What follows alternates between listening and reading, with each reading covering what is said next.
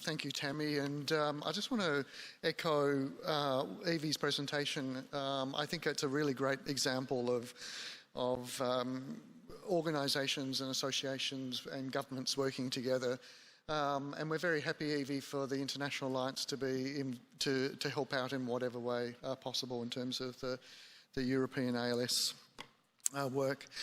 A few people had asked me, following the advocacy panel, sort of interested in what the International Alliance is doing again at the international level, particularly with the WHO, the WRA, and the WPA, and the IAHPA, and all the other acronyms.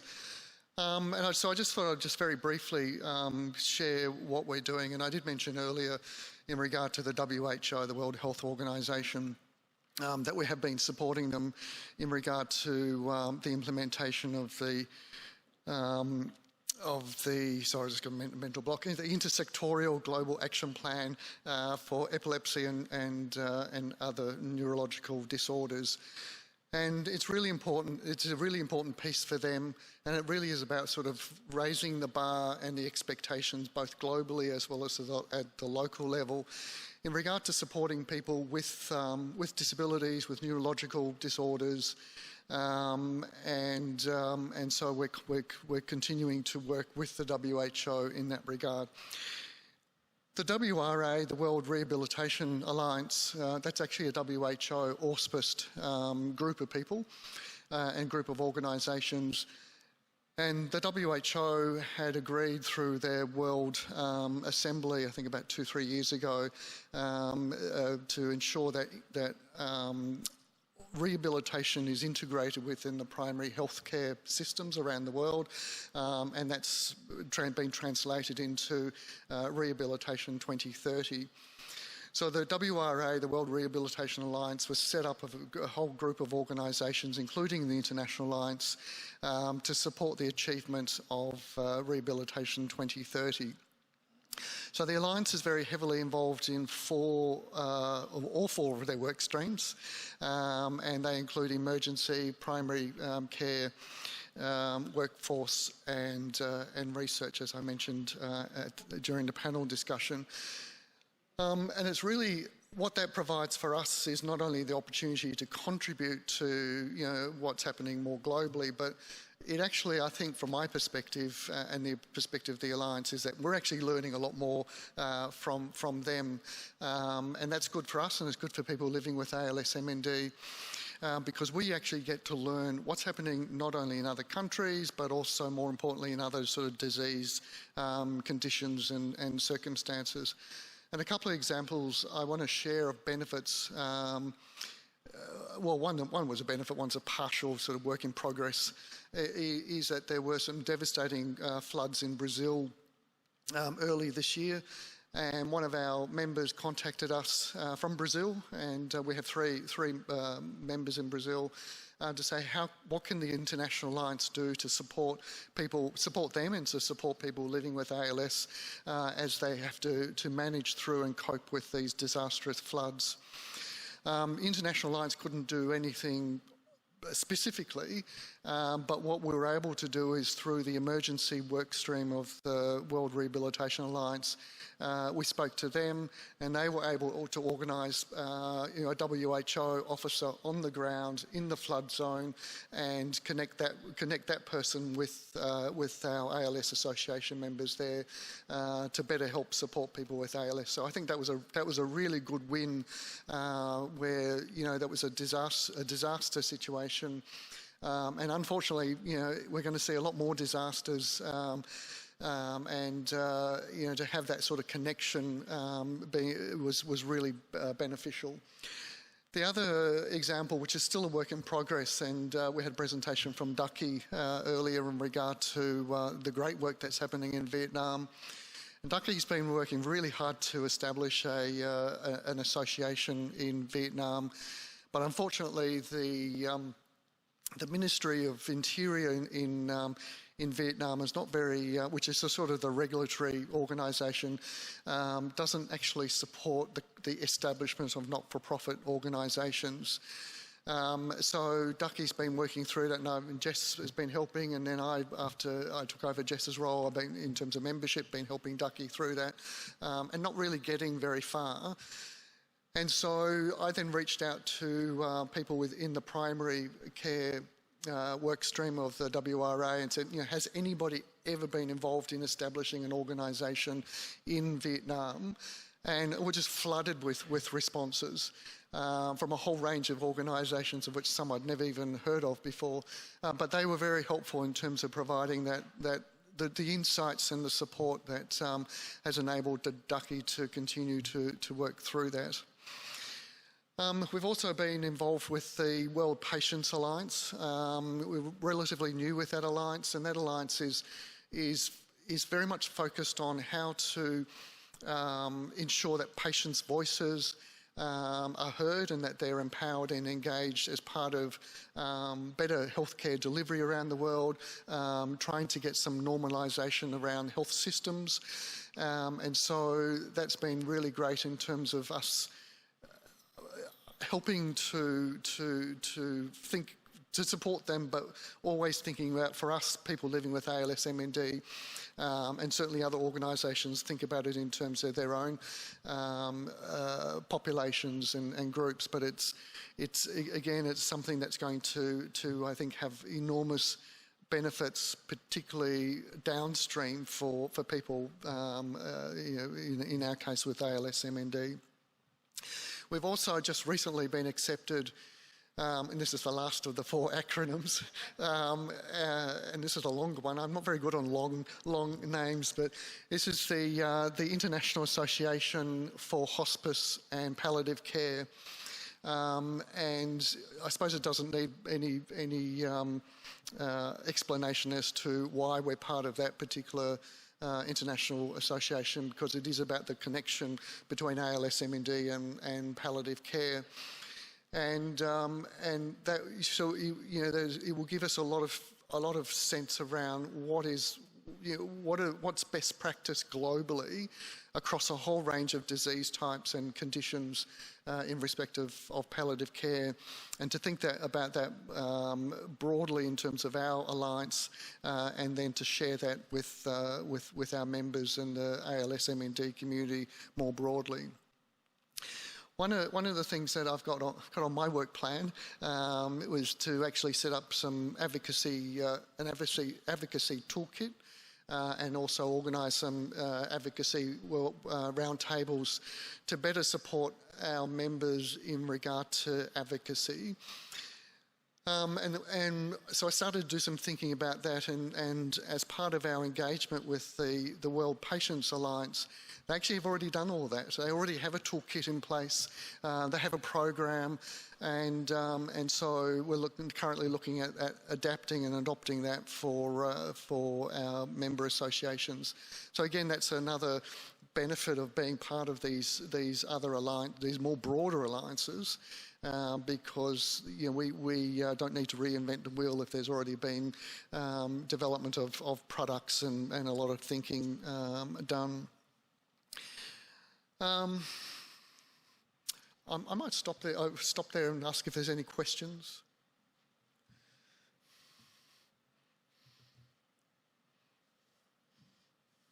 Oh, question.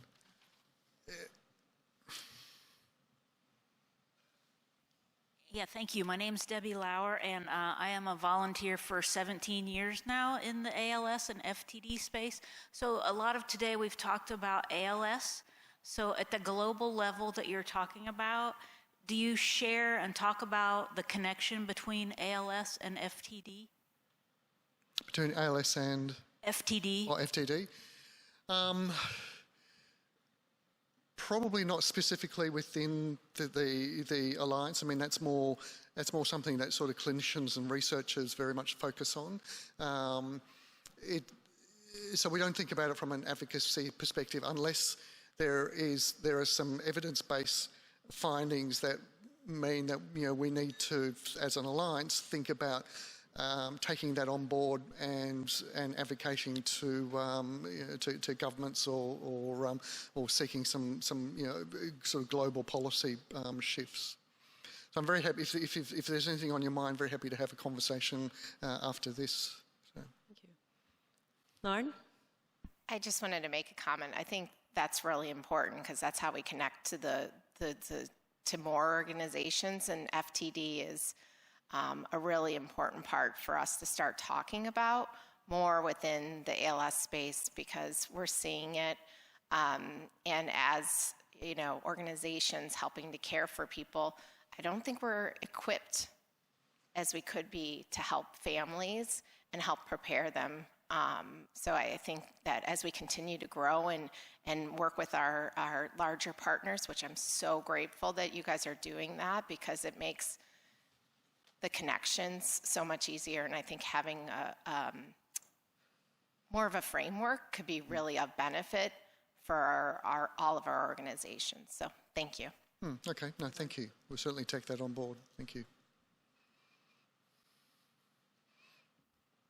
Hi, Martina from the Alliance. I just wanted to comment on all of this, and I don't know, David, if that's been your experience, because I've been involved with the WRA on the research stream, and when you get to that level of, you know, it's a worldwide organization, and we're really talking about rehabilitation, so it's not ALS specific, it's really what can be applied to ALS that also applies to other disorders. There's less of a focus on the disease itself, and it's more of what can we do for rehabilitation and what can we do in terms of research. So I think in that sense also maybe it doesn't come up necessarily because we're talking about a larger topic.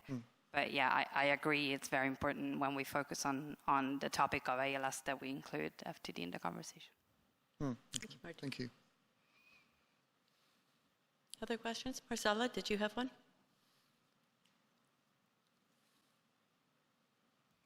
Hi, Marcela Santos from the ALS Association in Colombia, ACELA. This is more a comment, David, but because from ACELA we've been fortunate enough to get help from the Alliance, but also it's because we have asked for help as well.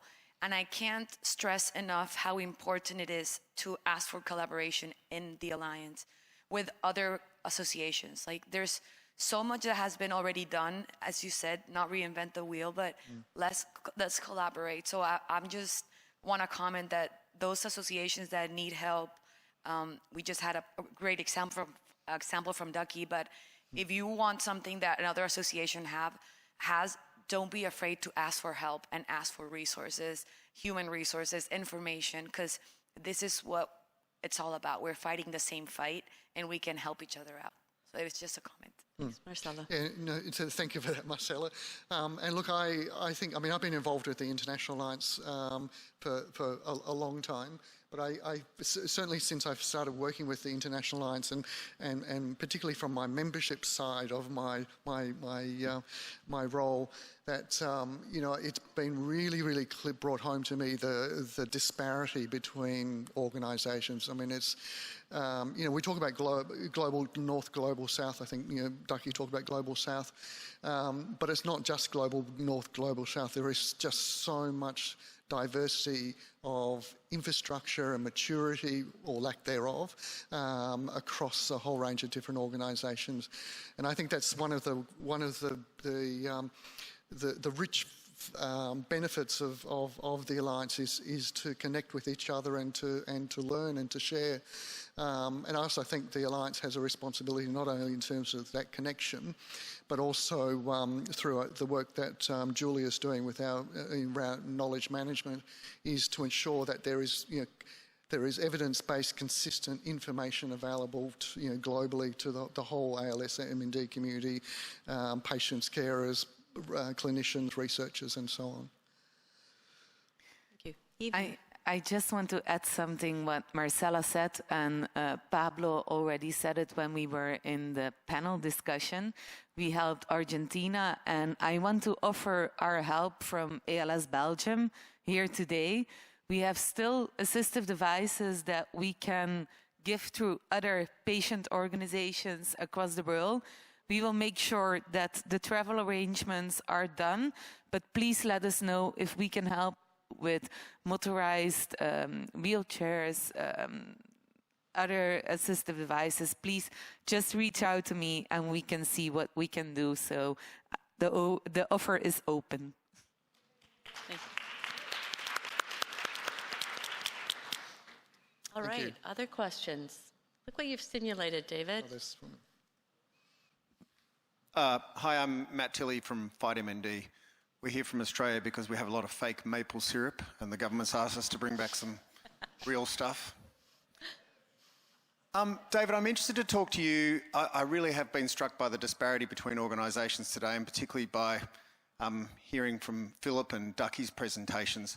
And these are organisations that I guess where personal experience has driven one person in one country to step up and come forth and join the alliance. What role can the alliance play in moving into countries where that person doesn't exist yet, or that person hasn't been found, or that experience hasn't evolved? Because obviously there's a lot of people in this room and online, but there's also a lot of countries that we're not hearing from, and MND ALS obviously doesn't discriminate. What's the future there, do you think? That's a really good question.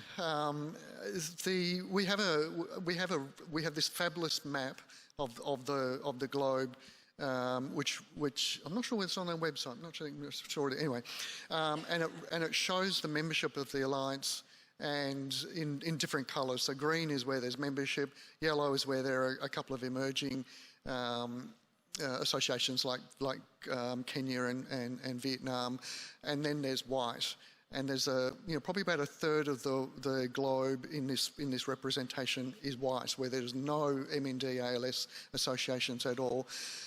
Probably not surprisingly, almost the whole African continent, except for South Africa, of course, and now Kenya, and parts of Asia and Southeast Asia.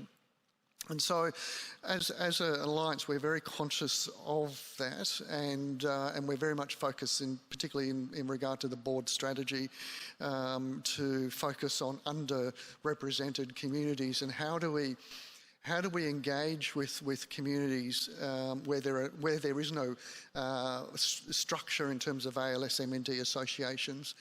And where there are not those passionate people like Ducky and Philip. It's about sort of going through other means like researchers, neurologists, although recognising that a lot of those countries probably have a very low number of neurologists. So it is very challenging, but I think it's slow steps. Interestingly, in terms of the Kenya experience, the MND South Africa has been around for probably about 34, 35 years. In fact, they were one of the founders of the International Alliance. And so through their presence, and they started to cross the border beyond South Africa, and people started to see the benefit of that. And Philip, who unfortunately has a family who've a particular genetic variant, was aware of the work being done in South Africa, and so that sort of he thought, well, there's a model there, and I'm going to replicate that model. Yes, I'm passionate about my own situation, but I'm going to use that model to do something in Kenya. So we actually set up a working group that involved a whole group of people from around the world, including MND South Africa, and so I think it's partly it's looking at other models. It's the alliance trying to go into communities and try and work out what can be done. I was approached a few months ago by the Democratic Republic of the Congo. So it was actually a Catholic order who run a hospital in the Congo, and they started to see a number of patients with ALS MND, and so they approached the alliance and said, well, there's something not right here, and what support can you provide us? So that we can better support and care for people with ALS MND in the Congo region. So we're having conversations with them, or have been having conversations with them about potentially setting up some infrastructure that will be able to support people with ALS MND in the Congo.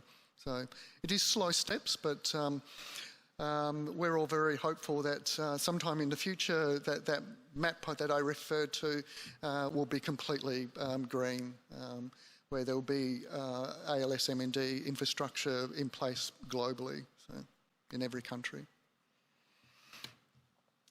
Thank you very much, David, and thank you everybody for your questions. I think advocacy is one of those areas that unites us. We have the opportunity to learn from one another. We have the opportunity to build from the resources that are there. And I think what's different with the Alliance now is really the leadership role that it's now taking with organizations like WHO, WPA, WRA, and the other alphabet soup that you keep talking about. So thank you very much, David. We really appreciate your time today. Thank you.